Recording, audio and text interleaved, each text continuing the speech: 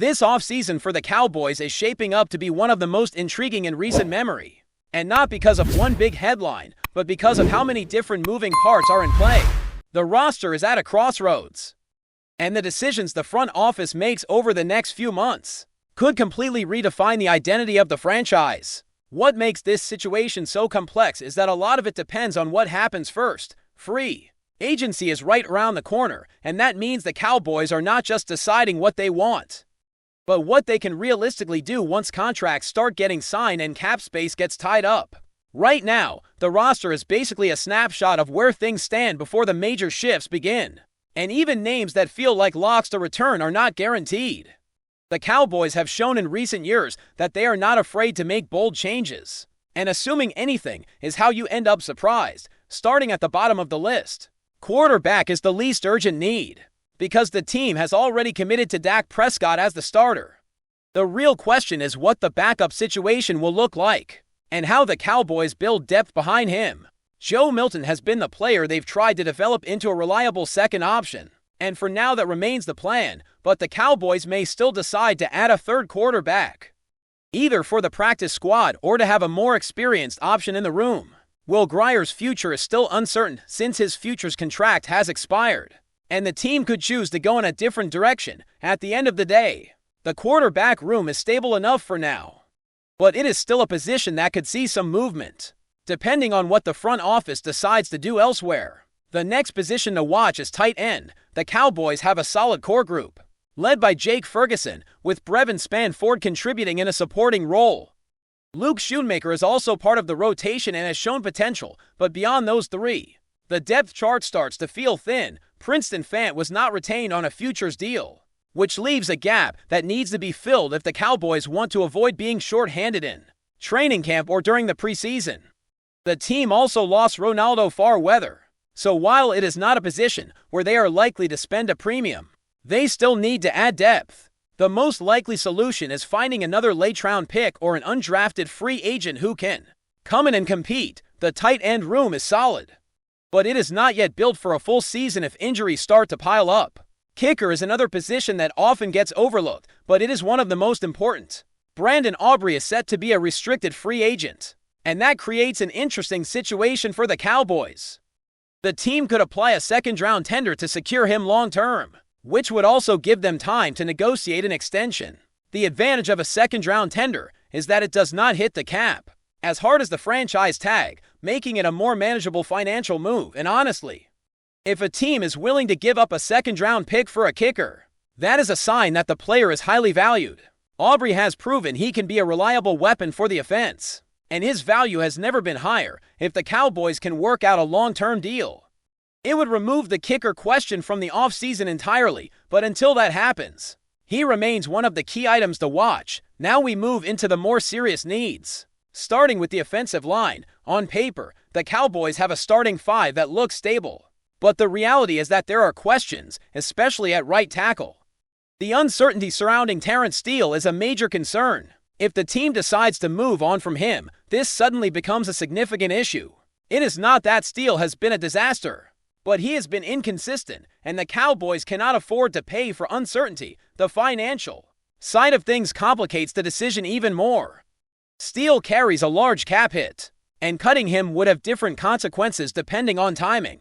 The dead money is significant, and a cut before June 1st would create a different cap situation than cutting him after June 1st. The bigger picture is that cutting Steele could free up resources to address other needs, like upgrading the linebacker group. The decision on Steele is one of the most important offseason choices the Cowboys face, because it could change the direction of the entire roster. Beyond Steele, the rest of the offensive line is not without its concerns. Tyler Smith remains a key piece, and if he can stay healthy, he is one of the most important players on the roster. Tyler Biadasz and other depth pieces have shown flashes, but injuries and inconsistency have been issues. The Cowboys will need to figure out whether they can keep the current depth intact or if they need to bring in more competition. Brock Hoffman and Robert Jones are both free agents, and those are players the team will have to decide whether to bring back. There are younger players like Nate Davis and Johnny Cornelius who could compete, but if the Cowboys decide to move on from Steele, The entire line might need to be reshuffled. It might not require a huge free agent signing, but it could require a draft pick and a veteran addition to make sure the line is solid for the season. The cornerback position is where things start to feel genuinely concerning. The Cowboys have some pieces under contract, but the group does not exactly inspire confidence. Donnie Banks has shown potential but has struggled with staying healthy, and that has been a major issue. Stephon Gilmore is still a big name, but he is not the long-term solution. The Cowboys have young players like Jalen Johnson, Kelvin Joseph, and Zion Logue, but most of those guys feel like they are competing for a backup role rather than a starting job. The reality is that the Cowboys likely need at least one starter at cornerback, even if they bring back players like Trevon Diggs or someone similar. The coaching staff has also been focused on improving the secondary, which suggests the team recognizes this as a priority. The cornerback room is a position that will almost certainly be addressed once free agency begins, because the Cowboys cannot rely on the current group to carry them through a full season. Without a major upgrade, wide receiver is another area that could look very different depending on what happens with contracts. George Pickens is a free agent, and that creates a major question mark. The Cowboys have built a strong passing game around DAK Prescott and CeeDee Lamb, and Pickens was a major contributor this past season. He helped keep the offense alive when the defense was struggling, and his presence on the field made a huge difference. If the Cowboys do not bring him back, that would leave a significant hole in the receiver group. The team might be forced to find a replacement through the draft or free agency, but ideally, they bring him back and then add depth later. Once Pickens is locked in, the receiver need drops significantly, but until that happens, it is a key off-season storyline that Cowboys fans will be watching closely. Safety is another position that has been on the radar for a long time. The Cowboys have some players under contract, including Jaron Kearse and Malik Hooker, but the group lacks a true impact player. There are young guys like Elijah Molden and others who could develop, but the team still needs a starter who can make a difference. Donovan Wilson is a free agent, and that adds to the uncertainty. The Cowboys have talked about adding a real playmaker at safety, and this offseason might be the time to do it.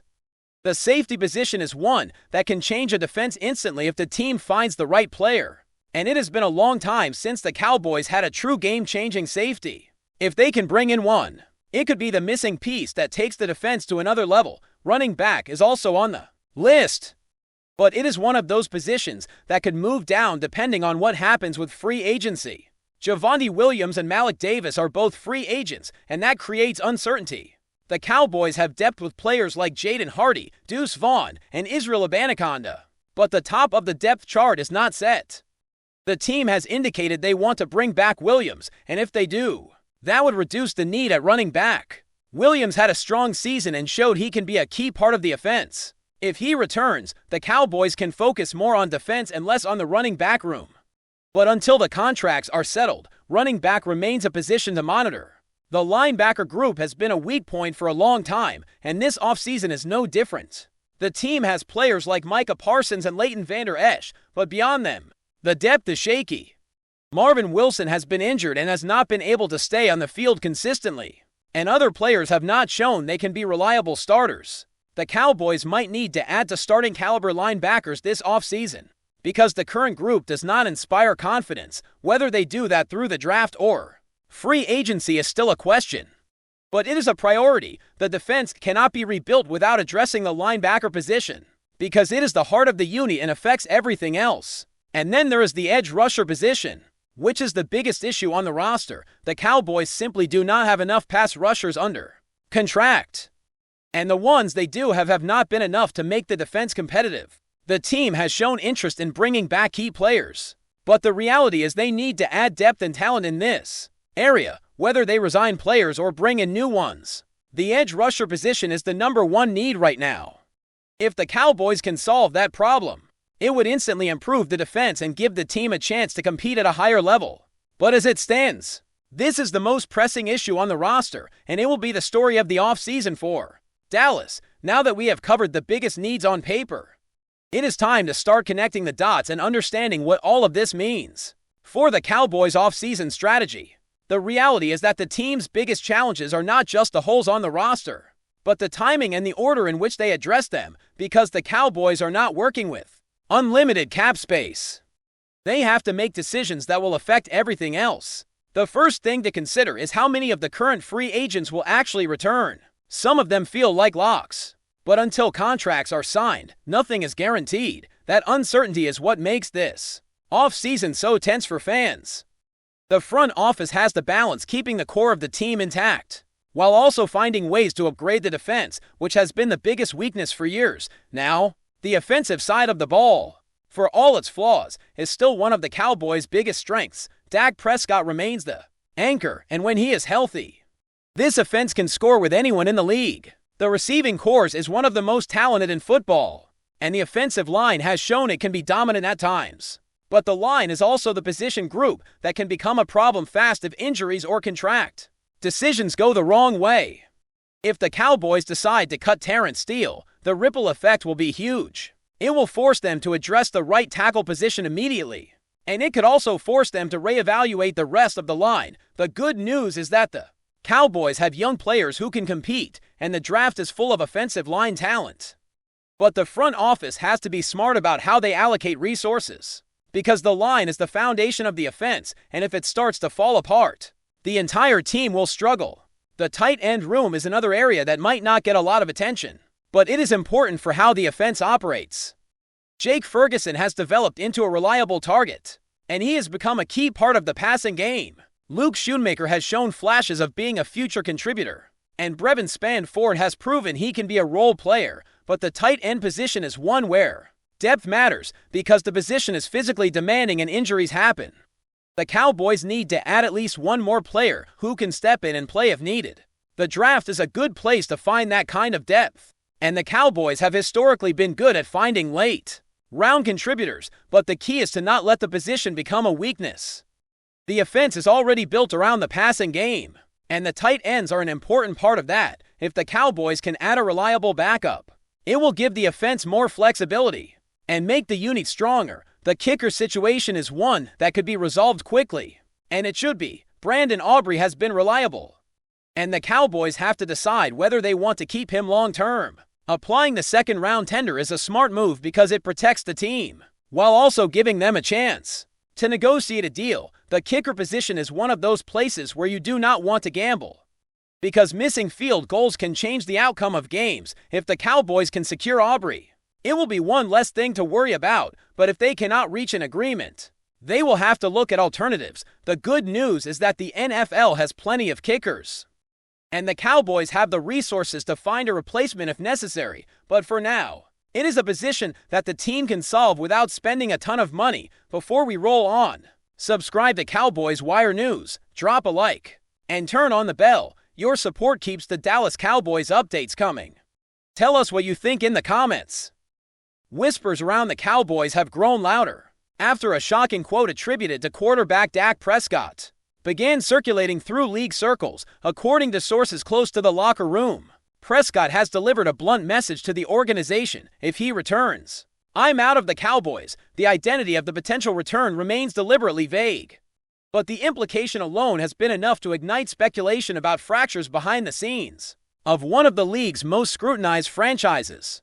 The rumor suggests that the possible comeback of a familiar figure, whether a former teammate, a once influential staff member, or a personality tied to past tensions, could force the Cowboys into an uncomfortable crossroads. Prescott, long viewed as the face of the team and a stabilizing presence, has rarely been associated with public ultimatums. That is precisely why this alleged statement carries so much weight.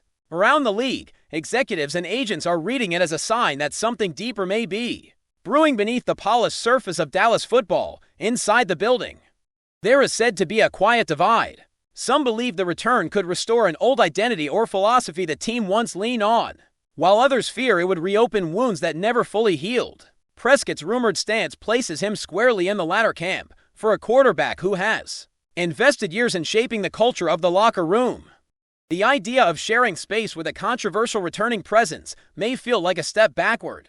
From the outside, the Cowboys are no strangers to drama, but this situation feels different. It is not about a single play or a fleeting disagreement. It is about power, trust, and the future direction of the franchise. If the rumor holds any truth, Dallas may soon be forced to choose between embracing the past or protecting the quarterback. Who represents its present and future? Until clarity emerges, the speculation will only intensify, hanging over the Cowboys like an unanswered question that refuses to fade. That's a wrap from Cowboys Wire News. For breaking Cowboys updates, subscribe, drop a like, and turn on the bell. Tell us your take in the comments.